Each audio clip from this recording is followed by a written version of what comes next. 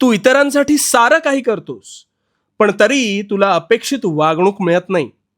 ही माणसं विचित्र का वागतात याचा तुला प्रचंड त्रास होतो आणि त्यात तू स्वतःला आतल्यात कुढत राहतोस.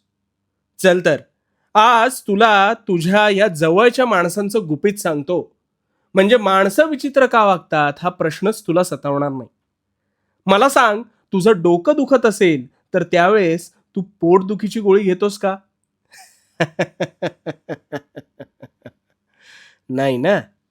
पण मग तू ज्याला जे सांगायचं त्याला ते न सांगता सगळ्यांना सगळ्या गोष्टी सांगत फिरतोस.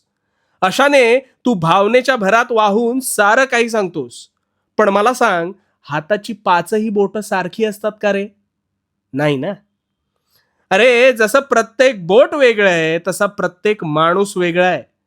पण तू सर्वांना एकाच चष्म्यातून पाहतोस आणि इथे खरी गफलत होते. तुला माहितीये, तुम्हा मनुष्य जातीत एक विचित्र गोष्ट आहे. तुम्ही काहीही चांगलं घडलं ना की गोड म्हणून साखर खायला देता. पण खरं तर हा साखरेचा घोडवा प्रचंड घातक असतो. हे तुम्हाला कधी लक्षात येतं? डायबिटीज झाल्यावर. आता हीच चूक तू माणसं ओळखण्यात सुद्धा करतोस. लक्षात ठेव, अतिगोड माणसं ही मुळातच बेभरवशाची असतात. हे तुला भरवसा तुटल्यावर लक्षात येतं. तू माणसं ओळखण्यात असमर्थ ठरतोस कारण तू तिरकस विचारच करत नाहीस आणि तुझ्या ह्याच स्वभावाचा गैरफायदा घेतला जातो. अतिगोड माणसांपासून सावधान राहा. परखड बोलणाऱ्या व्यक्ती या स्पष्ट व्यक्त होत असतात. अशी माणसं मनाने साफ असतात. तुझ्या मनाचा दुबळेपणा सर्वांना सांगत फिरू नकोस.